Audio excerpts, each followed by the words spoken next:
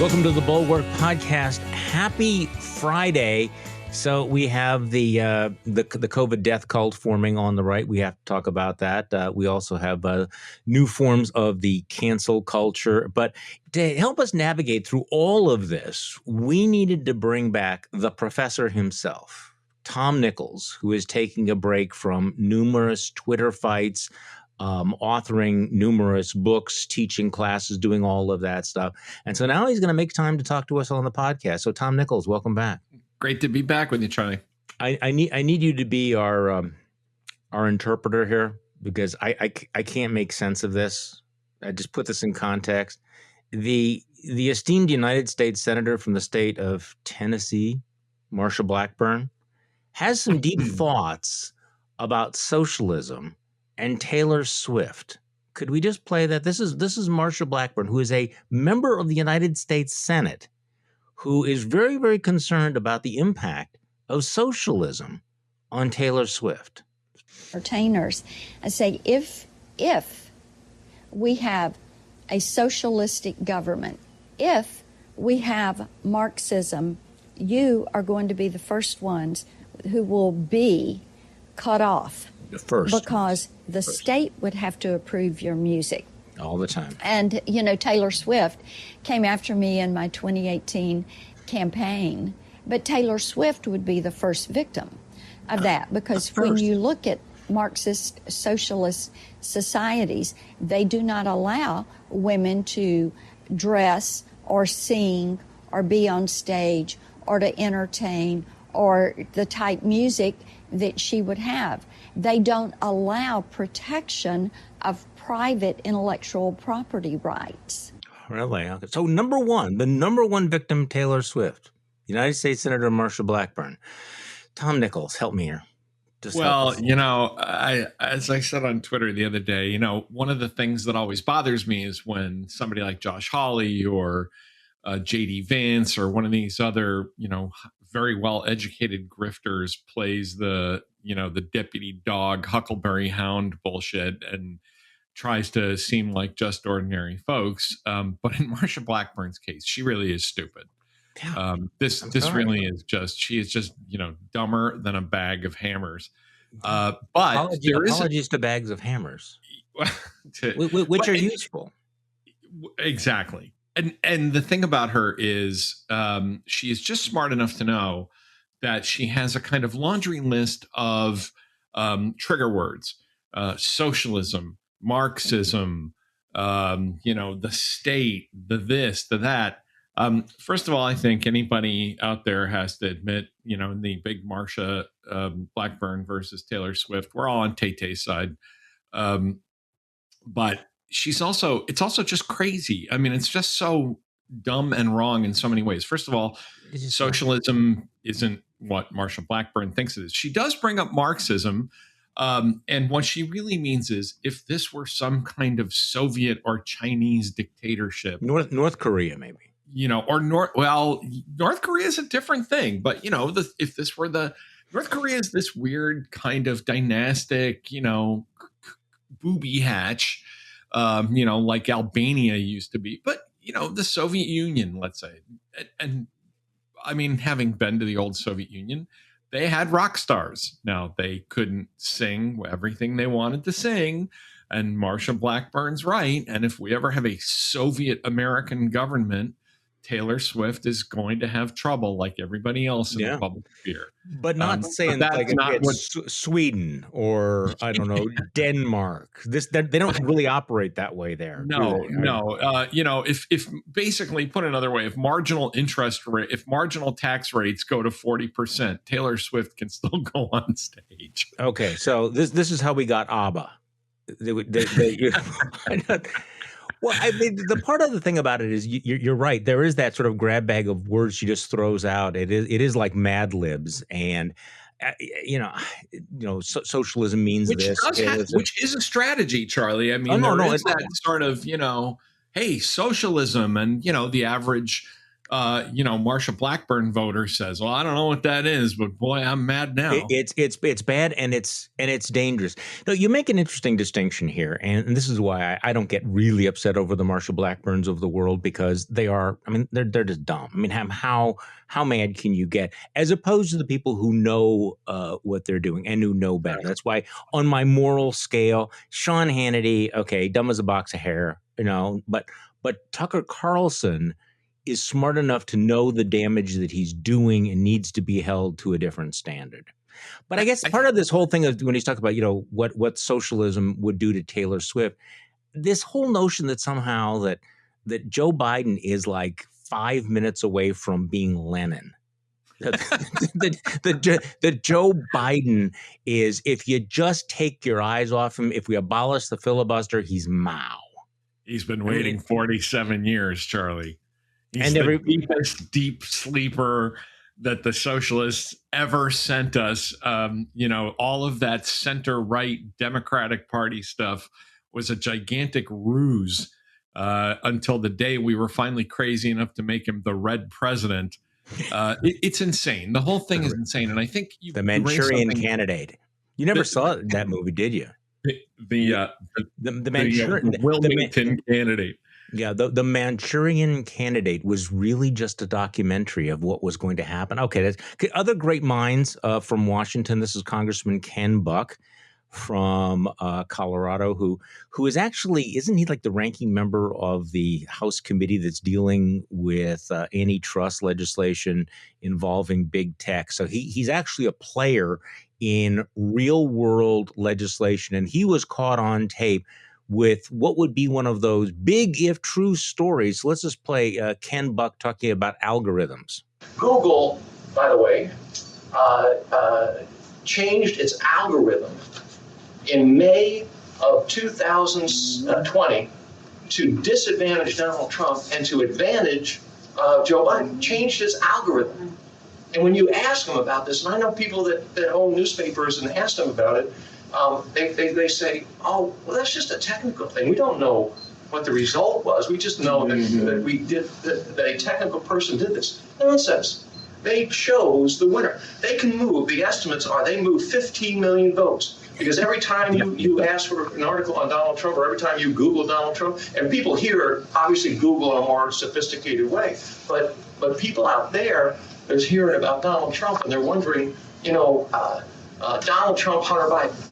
15 million people say. Wouldn't it be interesting? Many people say it would be interesting to hear Ken Buck define the word algorithm. I would just love to hear Ken Buck actually. Okay, explain how the algorithms work and what happened here.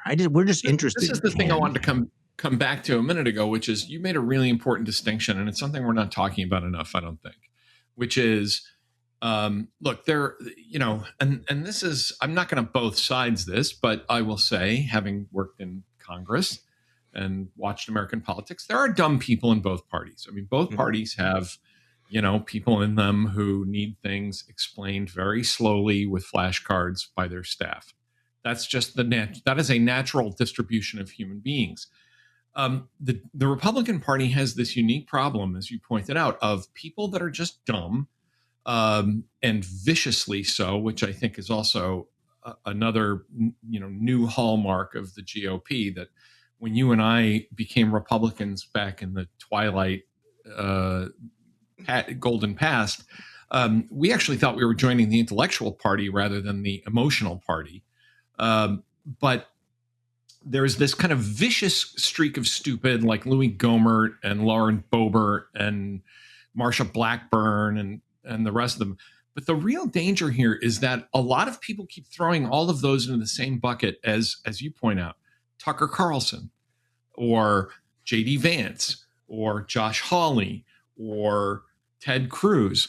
And this is the real danger. This is where American politics has really, I think, where the right has taken American politics off the rails, which is highly educated, very smart people intentionally playing to the dumbest and angriest people among us. Your juxtaposition with Hannity and Carlson is perfect. I would also add to that, Hannity is the kind of bucket of stupid in between Carlson and Ingraham, who both know exactly what they're doing. These are both highly educated, Ivy League, well-read people with advanced degree. They know exactly what they are doing. They know exactly how they're doing it, and they know exactly why they're doing it. And that really makes them uniquely dangerous. So that while, we sort of laugh and chuckle at Ken Buck on algorithms, the bigger problem is that there are people who are, in a way, on the right, doing exactly what Facebook is doing, which is figuring out how to trigger these cortisol and dopamine, anger and pleasure rushes out there among the American public that is basically turning people into rage junkies. And that's what's really going to tear this country apart. Well, that's a good segue, because those it may be funny talking about Ken Buck, but it is not at all funny to talk about what's going on with the vaccines. And as you know, you and I were chatting about this right before we began the podcast. I have been feeling a serious rant coming on for a couple of days. The fact that we are now at more than 4 million dead worldwide with the coronavirus, more than 606,000 Americans have died. We have the Delta variant, which is exploding in certain parts of the country. In Missouri, they're putting out calls for emergency medical personnel because the hospitals are so filled up. And yet at this moment, you have the right going full performative demagogue on anti-vaxxism, and it's the same divide. It's you do have the stupid Marjorie Taylor Greens and the Lauren Boeberts, but you also have people like Dan Crenshaw and Congressman Chip Roy and Tucker Carlson, Laura Ingraham, who are fear-mongering and spreading disinformation about the vaccines at a time when it is, and this is, I use the word literally here, a matter of life and death. The irresponsibility, the recklessness, what I called in my newsletter today, the depraved indifference to human life, is really breathtaking, even by the debase standards that we've had over the last few years. The shows like Ingraham and the performances of people like Rand Paul. Of course, Rand Paul might be kind of unhinged like his dad about these kind things. Nuts, yeah. Ron Johnson, who I think falls into the actually honestly stupid category. But the Laura Ingrahams of the world, they remind me of, and maybe this metaphor occurs to me because I'm a recreational gambler, right? Casinos are built to separate the most desperate people from the last penny in their pocket. The way the air smells, the frequency with which the bells on the slot machine ring, the color of the carpets, everything is designed to glue your eyeballs to that machine and make you take out the last penny, even if it's your mortgage. And, that doesn't make casinos evil, there's an issue of personal responsibility there. But when you are basically telling people, when you are basically being like the television equivalent of a slot machine that never pays off, and just gluing people to it and saying, by the way, the thing I want from you is literally for you to die if that's what makes profit and political advantage for me. We are really in a morally depraved situation when it comes to this. There really wouldn't be any harm to Laura Ingraham or Tucker Carlson's bottom line. There's only so much money in the world. There's only so rich you can be. They already are as powerful as they're ever going to be. There would be no harm to them to say, look, I hate Joe Biden. Socialism is everything. Taylor Swift is going to be in the gulag, but you ought to go get vaccinated. But they're not going to do it because it's squeezing that one last microgram of anger and attention and rage out of these, unbelievably angry, narcissistic, gullible people who worship them. And they're going to die because of it. this point is so important. They don't need to do this. They can choose Right. what to talk about and what not to talk about. There are Republicans around the country, like the governor of West Virginia, who's saying, go get vaccinated. Even Mitch McConnell saying he doesn't I was understand just why going to people say don't. Mitch McConnell. Even Mitch McConnell. So you don't need to do it. Now, Dan Crenshaw, every once in a while, will pretend to be a very serious person. Remember when he wrote this one essay, and all the serious people thought it. He's talking about warning people against people who fight, that when they're really just feeding the beast of anger. And yet he jumped in this, and he did the whole, the attack on Biden's comment that we're going to, send people door to door, saying, how about don't knock on my door? You're not my parents. You're the government. Make the vaccine available. Let people be free to choose. Look, Dan Crenshaw knows that's bullshit, right? I mean, he knows the door-to-door approach doesn't take away anyone's right to choose. He knows there's no coercion. And at some point, he knows this is all just the own the liberals theater. And yet he's doing it anyway. See, this is where I understand almost all the motivation. I understand the ambition, the clicks, the raise money, you raise your profile, you get the dopamine hit, all of that stuff. But, given all of the menu of things you can talk about, to talk about something in the way that he does, knowing that it might actually result in people getting sick and dying. I just that's what's unconscionable to me. It's depraved. Yeah, it is depraved. It is literally depraved. And it says, my ambition, my thirstiness, my, need to be in the public eye, my need to get reelected. I will literally do it on the bones of the dead fellow citizens who believed my bullshit. Okay, well, so this seems to be related. I'm thinking of writing something on this and connecting two dots, and maybe I'm straining to. No, I don't think I'm straining to connect the dots. I think there's two developments this week that play into this theme that we're discussing, but also suggest how our politics are the ground beneath our feet is still shifting. Number one, Donald Trump overtly now embracing the Ashley Babbitt as martyr narrative, which is transforming January 6th from this terrible thing to not so bad thing to this glorious patriotic uprising to stop the stolen election. That's number one. And that's going to play with that's boob bait for the bubbas as well. And then number two, watching Republican politicians in places like Pennsylvania going along with Arizona-style audits. You have this state senator in Pennsylvania who is demanding pushing for a forensic audit in Pennsylvania, which means that they have also decided that they will use the big lie to keep the base riled up to advance their own political careers, even at the cost of undermining the legitimacy of the election even more. I mean, the way that it's become internalized and institutionalized, and it does feel that the wind is at the back of the people who are engaging in this dumbing down. And maybe that's not it. Maybe it's worse than dumbing down. Maybe it is, feeding the angry beast, keeping the beast as angry as possible. Do you see it that way?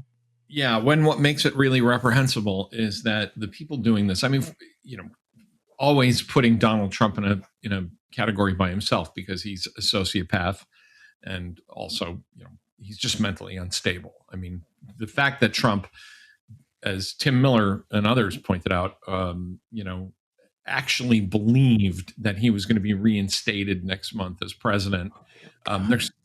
He's just not sane. So let's sort of put him to the side for a moment. But the people that have completely functioning cerebral cortexes,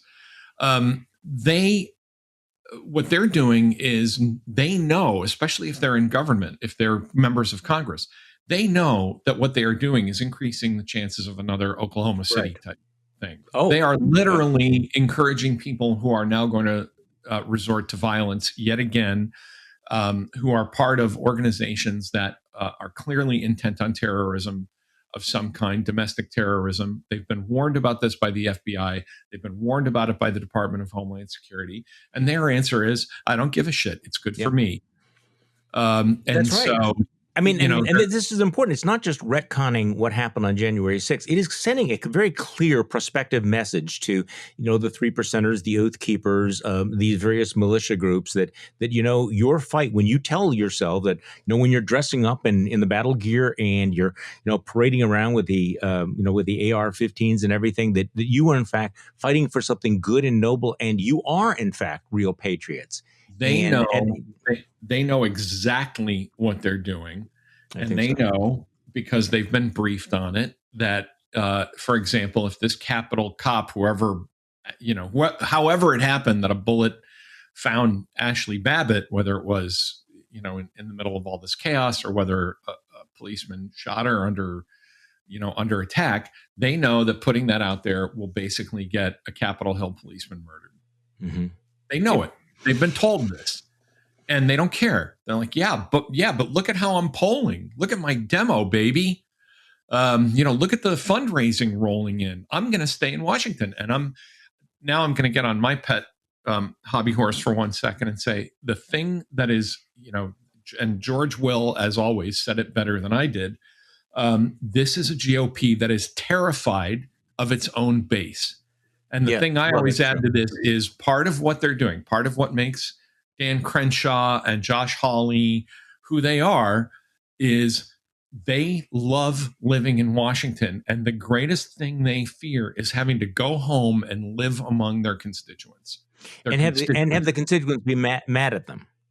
Well, and to be mad at them, but also they like living in the Emerald City. They like being on the East Coast. They like decent restaurants and, nice homes in Northern Virginia.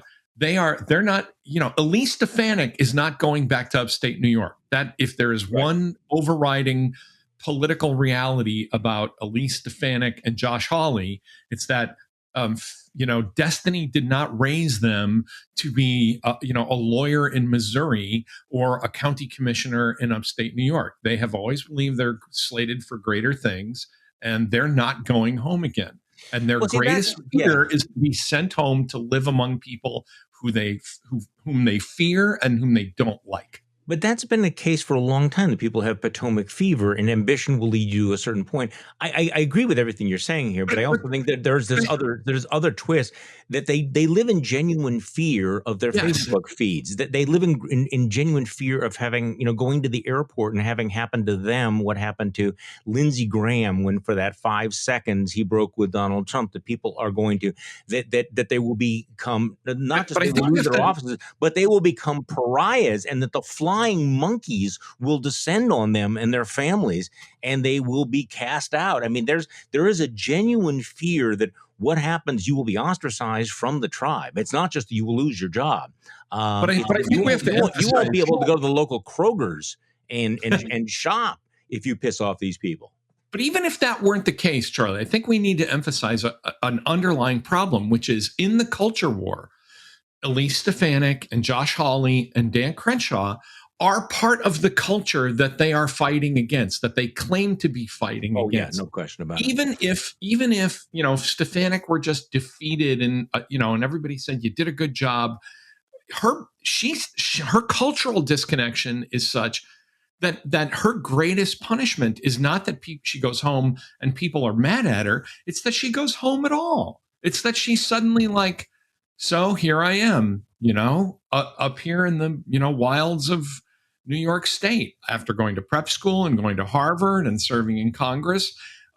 That Potomac fever strikes everybody, but it's a different kind of Potomac fever when someone says, well, if I lose re-election, I guess I have to go back to, the suburbs of California or, Brookline, Massachusetts, or, to my mansion in Cincinnati or whatever it is. This is different. These are folks who genuinely don't like the people they represent, even if they weren't afraid of them. They have nothing in common with them. And that makes this disconnect really vicious and hypocritical. Both of those things. So let's talk about Pennsylvania for just a moment. The guy pushing this is a state senator named Doug Mastriano, who is the chairman of the state Senate's Intergovernmental Operations Committee. And he actually visited Phoenix, the site of this fake audit of Maricopa County. And instead of looking at it and going, this is a complete clusterfuck, this is a joke, this is a farce, he said, hey, this is a pretty good idea. I'm going to bring this back to Pennsylvania. So, in his capacity as chair, so he has some clout. He's requesting, this is what's interesting to me, Tom.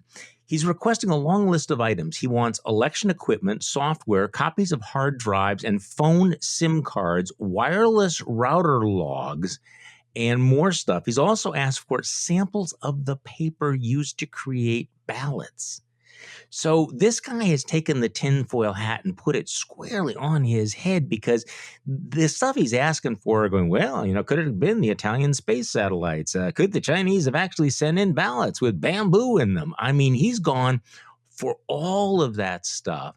And so, this process by which the craziest, wildest ideas, from the far reaches of Nutville, end up in, being pushed by elected Republicans, and then become kind of that's kind of the background noise of our politics right now. And this guy, Doug Mastriano, obviously thinks that doing this sort of thing is what is going to advance him from the state Senate to the governor's office. He's going to run for governor, and this is the kind of thing that he thinks is in his political interest to do. So we don't live in a world in which you do stuff like this and people say, you're crazy, you're reckless, you're irresponsible. They go, no, you go. The base loves this. But I think there's something else going on with it. And I think it's something that's afflicted us as a society. The other reason that people do stuff like this, it's interesting. Being I worked in state government in Massachusetts for 2.5 years. I was a legislative aide to the chairman of the Commerce and Labor Committee. If I had to characterize most of state government, it's interesting in some ways, but mostly it's boring. Mm-hmm. It is state legislating is a grind. It requires, and I wasn't I don't think I was particularly great at my job. I don't have a real eye for attention, in legislative detail. And that's where I think that's where the really good legislators who go national learn their chops. Why would you be sitting there trying to figure out how to fund, the bus lines in Harrisburg when you could be at the center of a great national drama? And that's what has happened. These guys have all become drama queens. They've all become, hey, being a state legislator is boring. I could be a hero. I could be, the center of a John Grisham novel. And I think that's what's really driving these guys, is this crazy kind of narcissistic boredom. And I think, frankly, that's what's driving all of American society these days. Well, it does feel that during the COVID lockdown, when we had way too much time on our hands and spent too much time on Twitter, that the nation became crazier. I mean, there does seem to be a connection there. Crazier. No. There's no question about it. We were crazy before. Okay, so segue, because I want to talk about something else that's going on here. One of the big issues for the Republican base, they've moved on to critical race theory and other things, for the moment. But like 5 minutes ago, it was all about cancel culture. Remember, everything was cancel culture, and absolutely seamlessly. What you have is these conservative organizations, including the official GOP in the state of Virginia, going after professors like the very well-known political scientist Larry Sabato, asking for an investigation. I mean, the right has gone from saying that the worst thing in the world is cancel culture to absolutely thoroughly embracing it and going after every single person in academia that they don't like, trying to get them fired. I mean, and what's interesting is the complete sort of shamelessness about it. I mean, it's like without blinking, like, we need to cancel Larry Sabato. We need to cancel this person who wrote the op-ed piece about, was it the Air Force Academy? We need to fire that person. And we need to cancel Tom Nichols. We need to cancel Tom Nichols, and it's like, weren't you the guys? No, just that was like last week. It doesn't exist. Time doesn't exist. Memory doesn't exist. The past doesn't exist for these people. If you're talking about shamelessness, I know. When they came after me starting 5 years ago, and we haven't mentioned the name of my employer, but I'll just answer the objection and say, please remember, I don't represent the United States government in any way, shape, or form. Okay, back to our regularly scheduled programming. These folks were saying, well, he Tom Nichols writes these things, and he is therefore violating the Hatch Act. This from an administration, and this was like weekly that people were calling, the Navy and saying fire Tom Nichols, and this from an administration that had dripping contempt for the Hatch Act.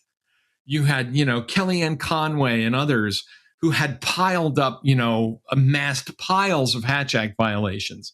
And what they really meant was, as the saying goes, for my friends, everything, for my enemies, the law. And, this is Republican cancel culture that is even, I would argue, even more shameless, because I'll say this about the people on the left. They go after their own, and sometimes, in fact, they're even worse. They go after their own. Oh, yeah. The revolution on the left always eats its own children. The right is just, we're the guardians of free speech, and we care about religious freedom and personal freedom. And by the way, this dovetails Not back so much. to this dovetails back to your point about vaccines. My personal autonomy, my freedom, my body, no one can touch my body. My decisions are mine. Well, unless it's about abortion. And then all of a sudden it becomes a compelling state matter. This has been the search to find the hot buttons among the rage junkies. There is no principle behind it. There is merely what will empty their wallets and glue their eyeballs to our candidates and to our programs. No, and I think that, you see this with, and I don't want to go down the rabbit hole of critical race theory right now, but, it is interesting that there is this new movement on the right, which, again, conservatives up until about 5 minutes ago really were at least pretending to embrace academic freedom and small L liberalism as a way to fight political correctness on campus. Right. I mean, this was the whole push, is that you wanted to protect the rights of individual conscience, that you didn't want to have this, heavy-handed political correctness. And now there's this growing appetite for, no, you know what? If we politically have the ability to ban certain ideas, certain theories, certain concepts, impose government mandates. National Review, of all people, had this long piece by this Canadian professor writing about how the government, we should use our power, our political clout, to impose government-mandated viewpoint neutrality on universities, which is an idea so breathtakingly authoritarian and statist. Soviet. For Marsha Blackburn, suddenly worrying about whether Tay-Tay is going to get pushed off stage. Here's this guy saying the government's going to start, policing. And I think one of these right-wing kooks started talking about we need cameras on teachers. Oh, this is not just one. This is a new thing. I mean, watch. This is going to be one of those big things in about 5 minutes. The cameras in the classroom, because we need to tape all the kids. We need to tape the teachers. Screw personal privacy. We are all in on the surveillance culture, which is interesting. It's insane, and it's interesting because I teach courses by distance sometimes, where they're hybrid, where I have a bunch of students in the classroom, and then that's being filmed for the students who can't be there. And everyone has to sign a release that they are allowing themselves, because there are so many privacy issues and freedom of expression issues. And the conservatives are like, yeah, forget about that. The same people that will rant about the Chinese social credit system will be more than happy to implement the Chinese social credit system if they think, again, I don't even think they're thinking it through. I think they just figure, hey, I need to gin up some rage. And this guy, this was kind of like almost like an incel kind of, what you need to do this on campuses so that conservative guys can get dates. That was a truly weird. The people that haven't read it don't know how truly weird that article was. Okay, this is what made it so hilarious, that he starts by citing a study showing that most women on college campus don't want to date Trump, Trump supporters. I mean, who knows why? Wow. But using that as the jumping off point for why we need to have this massive government state intervention in controlling what universities do? I just like He what really did kind of invite some interesting speculation as to his motives there. because you can't get laid, so therefore let's pass legislation. Okay, by the way, I want to go back to your point about the feeding the rage machine, because JVL had a great piece in his newsletter about this yesterday. A perfect example of what we've been talking about here. Issues that sort of pop up, to get everybody riled up and then absolutely vanish. For example, do you remember when the biggest thing in the world on the right was that Trump was going to end birthright citizenship? Yes. This was everything. Michael Anton, the guy who wrote the Flight 93 election, said Trump should end birthright citizenship. It should never have existed in the first place. And if you didn't end birthright citizenship, it would be the end of democracy. Breitbart, Stephen Miller, Trump exploring all legal options to end crazy anchor baby policy, the Hoover Institution, the shaky case for birthright citizenship, National Review. Had a big piece. Trump's critics are wrong about birthright citizenship. You had American Greatness close the birthright citizenship loophole. So this was like the most important issue that we had to deal with. When's the last time you heard anybody even mention it? It just sort of popped up, was all on fire, kerosene fire, gone. It's probably not testing well with the rage junkies. Well, they moved on to something else. They've moved on. Exactly. They've sort of consumed that. That they've drained that particular bottle of hooch, and now they're looking around behind the bar to see, what else is, they drank down the last drop of that bit of Jaeger, and now they're looking for a fresh bottle of Fireball back there somewhere. Well, they're going well, and the Fireball, they're going for the pure stuff. I mean, this is in terms of using the analogy of drug use, going for the most potent possible meth. They are right now at like 1 inch away from white genocide. They are, these people are coming. These black people, they're getting very, very uppity, and they are going to attack whites. There's anti-white hysteria. They are teaching anti-white hysteria in the schools. So these black people, these radical black professors, are coming for your children. I mean, it's like, whoa. Which again is going to lead us right back down the road of somewhere somebody's getting together with someone else to think about how to plant the bomb. This is hard for somebody like me, though, because if I got dropped into a seminar run by Robin DiAngelo, the woman who wrote, White Fragility, yes, my head would explode, because people I can't even hear that without laughing. I'm sorry. Yeah, no, I mean, can you imagine being in one of those seminars? Because, for people who aren't familiar, this is one of those where she has a new book where she's complaining that everybody doesn't agree with her. Like, for example, she says, silence is complicity. So she had a group of really woke progressives in one of her re-education seminars, and went around the room and said, okay, you need to confess your racial sins. And a few of them didn't want to engage. They didn't want to say anything, even though they had been told silence is complicity. And she didn't understand, why would you not speak? I think it's because the progressives, even the woke progressives, had figured out that Robin DiAngelo did not want a conversation about race. She did not want to hear what you thought about race.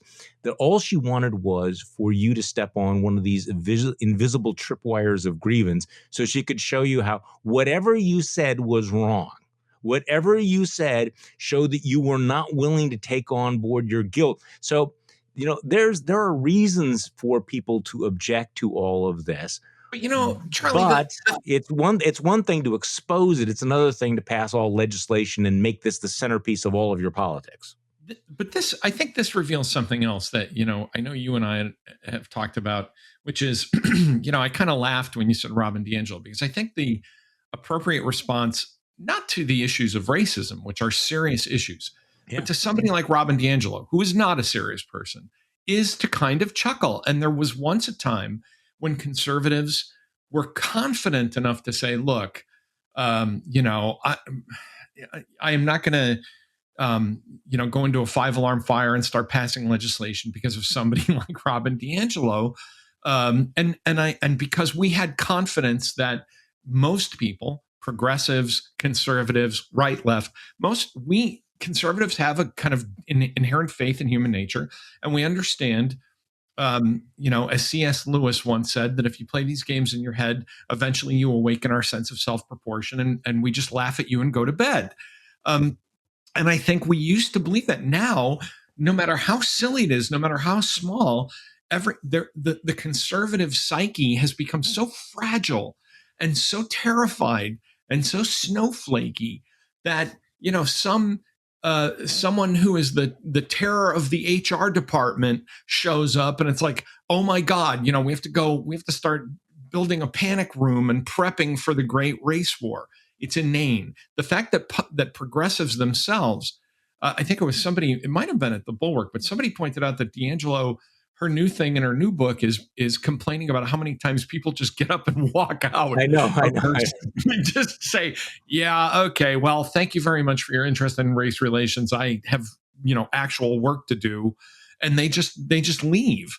That instead of, instead of being more confident that that's going to happen more often, again, we create this giant drama, and I am the savior, and I will pass legislation to save the white race, and blah, blah, blah, blah, blah, because my life isn't that interesting, and I need some kind of juiced up,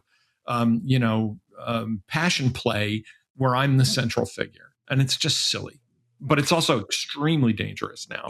It is extremely dangerous. Okay, so in the time that we have left, I want to change channels directly, but since you have an area of expertise in foreign affairs, I have to ask you, what is your take on what is happening with Afghanistan and President Biden's comments yesterday that he's reasonably confident that the Afghan military is going to be able to fend off the Taliban, which seems to put him in the very small minority of observers who have confidence that the Afghan military will be able to hold off the Taliban, which appears to be on the march. So your take on the withdrawal and what is likely to happen?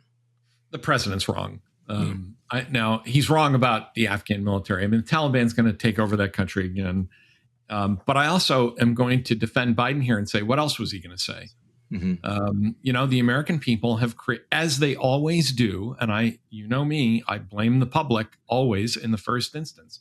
The American public has said, we don't want to fight these forever wars, a term I think is stupid, and Biden used it, and so do, right wingers.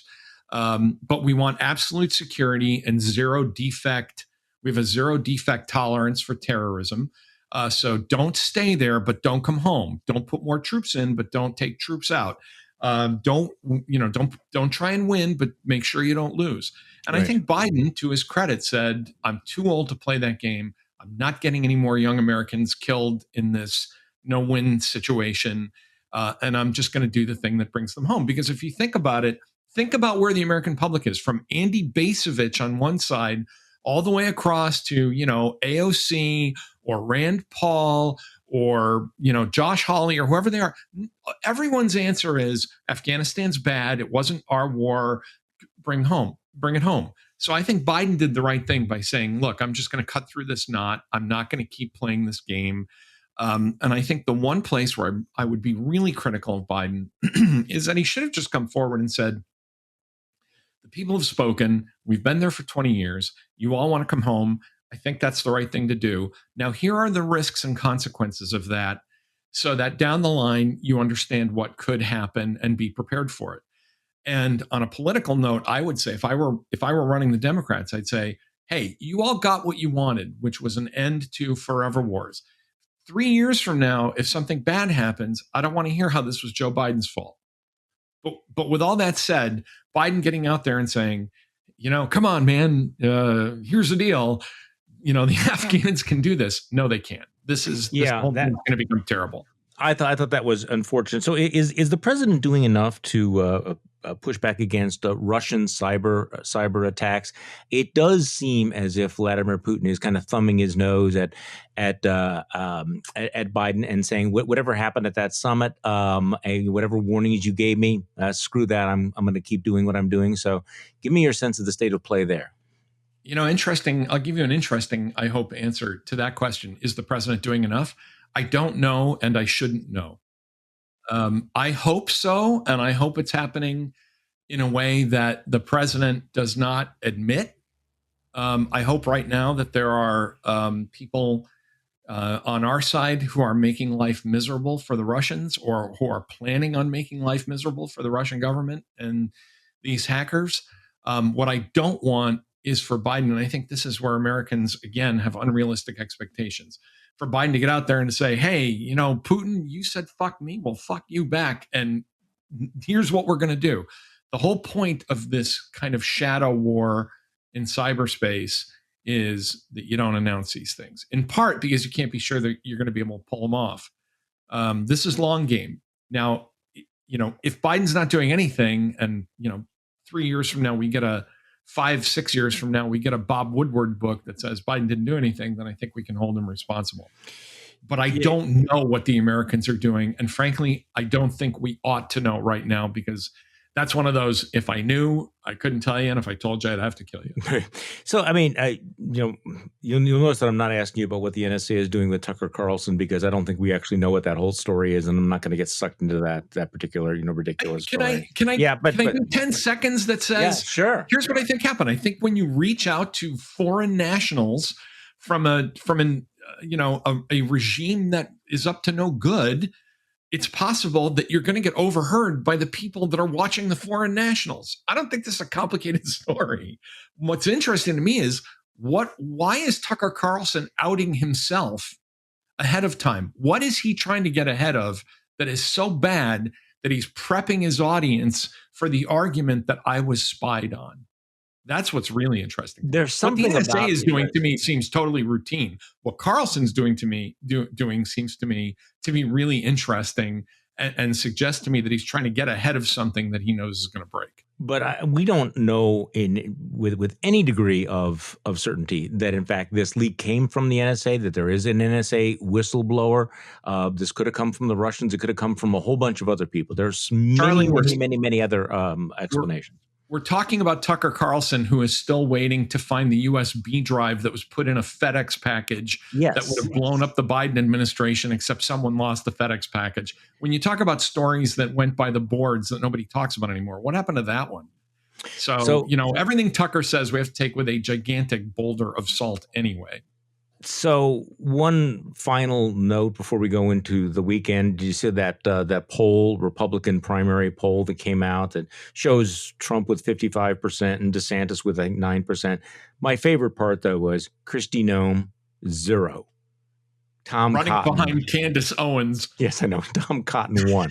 Marco Rubio, 1. Ted Cruz, 4. Candace Owen, 4. So all of the sucking up, all of that. Did they even test for Josh Hawley? I didn't even remember. But I mean, it's like, what profit? Josh Hawley's support had to be measured in parts per billion. Exactly. Oh, there is a certain cosmic justice after all. Tom Nichols, thank you so much for joining me on the podcast today, and hope you have a great weekend. You too. Have a good weekend. Take care. And thank you all for listening to today's Bulwark podcast. I'm Charlie Sykes. We'll be back on Monday, and we'll do this all over again.